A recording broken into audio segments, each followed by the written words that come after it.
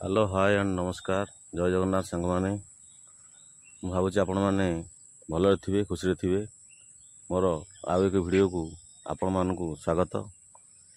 ये भिडियोटी रे आमे देखिबा मुख्यमंत्री गाँव हाट विषय झुंपुरा हाट तांकर ब्लॉक हो झुंपुरा मुख्यमंत्री तेणु मुझे ब्लॉक रे नियोजित अच्छी जड़े सरकारी कर्मचारी हिसाब से तेणु आज देखा आम हाटरे कौन कौन पड़ी एवं केते रेट अच्छी टे पचारि बुझा।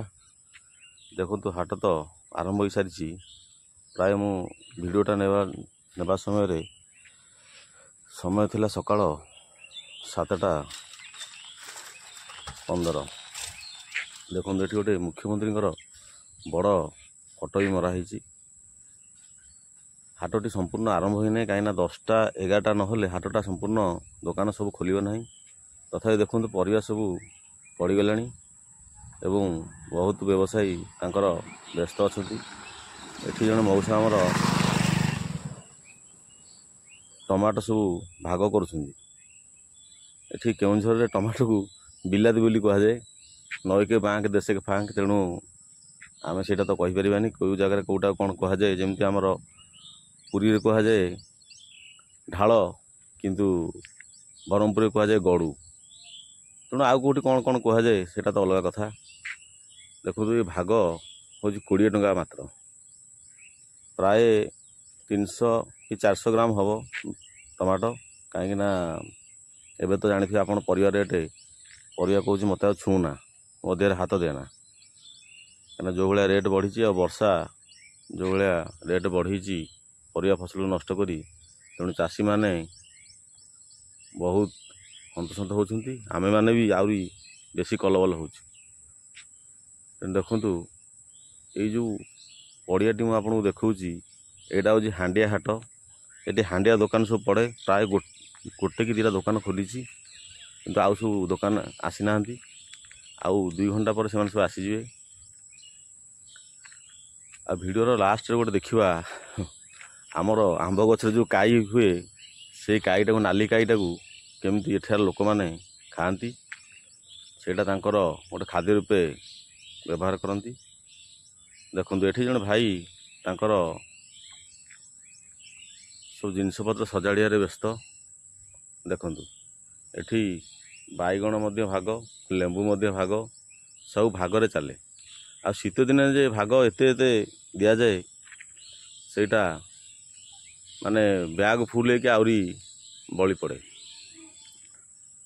के जन टेंट मारिबार व्यस्त अच्छा आ के जन बुलिकी देखुं जे कहीं दुकानी आसी ना केमती कौन किणाकिणी करवा केमती कौन नवा घर को आपण मानक देखो जूम कर देखा ये देखो 2टा भाई बस कुकुड़ा धरिकी से माने कुकुड़ा बिकापी आस कुकुड़ा रेटा मुझे कहीदे कुकुड़ा रेट आपण पटे कौन थी देसी कुकुड़ा रेट एठी कुकुड़ा रेट हूँ 600 टंका पर सहित ओजन कले 600 टंका किंतु बुधवार हाटे जदि मूल्य की आनब ताहले सेटा आपण उपर निर्भर करे बा जी बिकुची तापर निर्भर करे केते टंकार से दब केते टंकार आपण मूल्य चाल कर आनिबे। एठी जने माउसी देखंतु ताकर पोटल एवं लेंबू आउ जने भाई तांकर दुकान बसैया पे प्रस्तुत होउछंती। ये देखो यहाँ देखु ये शुखुआ माने ट्रक ट्रक शुखुआ आसे बोली कहले कम हे ना दुकान टी खोली ना मात्र गोटे दुकान शुखुआ दुकान खोली किंतु एठी शुखुआ मिनिमम 10टा खंड दुकान खोले आ प्रचुर शुखुआ ही एठी मिले। देखो आउ थे से शुखुआ दुकान मुझे देखा देखो केते शुखुआ थुआई तेणु आम भाविया जे कोस्टाल बेल्ट खाली शुखुआ मिलूँ से कोस्टाल बेल्ट शुखुआ ही एठिक आसूँ जहाँद्वारा कि रेट रही रेटा टी चढ़ा रुहे शुखुआ माछ रेट प्राय सेम रुहे आमर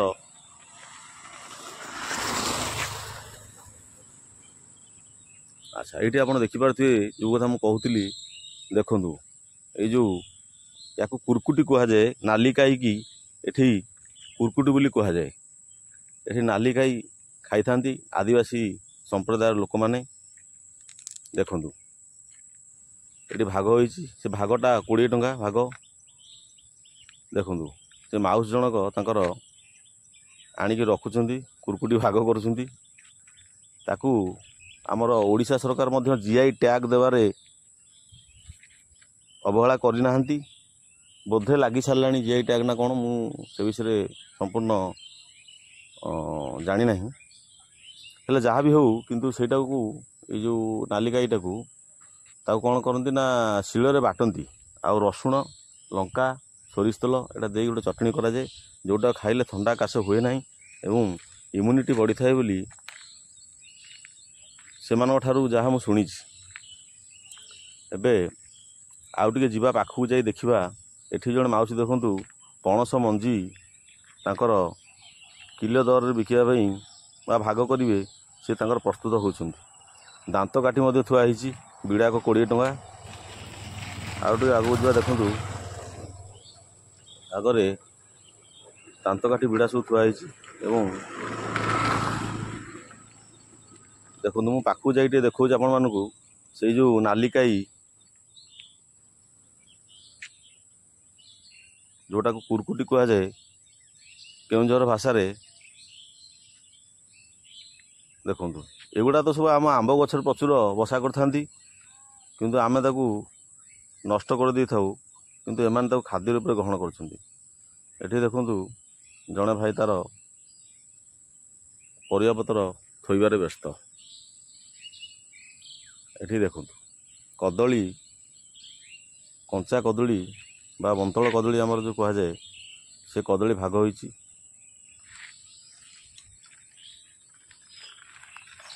ଚାରି ପାଞ୍ଚଟା କଦଳୀକି ଏଠି 50 ଟଙ୍କା ଦରରେ ବିକା ହୁଏ।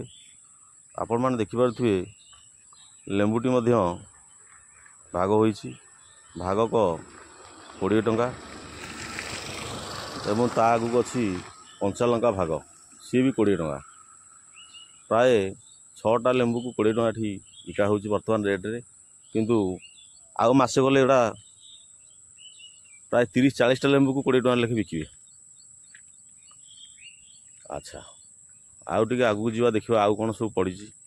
ହାଟଟି ସମ୍ପୂର୍ଣ୍ଣ ମୁଁ ଆପଣଙ୍କୁ ଦେଖିପାରୁନାହିଁ, କାହିଁକିନା ବର୍ତ୍ତମାନ ବେପାରୀ ପ୍ରାୟ ଆସିନାହାନ୍ତି। ଆସିଯିବେ ବେପାରୀ ଆଉ 2 ଘଣ୍ଟା ପରେ। ଆଉ ଦିନେ ଆମେ ପାର୍ଟ 2 ଭିଡ଼ିଓରେ ଦେଖିବା ସେଠି ସାର୍ଟ ପ୍ୟାଣ୍ଟ କେଉଁ ଦରରେ ମିଳେ ଏବଂ କେମିତି ଲୋକମାନଙ୍କର ଚାଲିଚଳଣି ଏଠି, ମୁଁ ସେ ଭିଡ଼ିଓରେ ଆପଣମାନଙ୍କୁ ଦେଖେଇବି। ଆପଣମାନେ ଚ୍ୟାନେଲ୍ ସହିତ ଯୋଡ଼ି ହୋଇ ରୁହନ୍ତୁ ଏବଂ ଚ୍ୟାନେଲଟିକୁ ସବସ୍କ୍ରାଇବ୍ କରିବାକୁ ଭୁଲିବେ ନାହିଁ। ଲାଇକ୍, ସେୟାର, କମେଣ୍ଟ କରିବେ ନିଶ୍ଚିତ। ମୁଁ ଦେଖୁଛି ମୋର ଭିଡ଼ିଓ ବହୁତ ଲୋକ ଭ୍ୟୁରେ ଆସୁଛନ୍ତି, କିନ୍ତୁ ଚ୍ୟାନେଲଟିକୁ ସବସ୍କ୍ରାଇବ୍ କରିବାକୁ ଭୁଲି ଯାଉଛନ୍ତି। ଆପଣମାନେ ଏହିପରି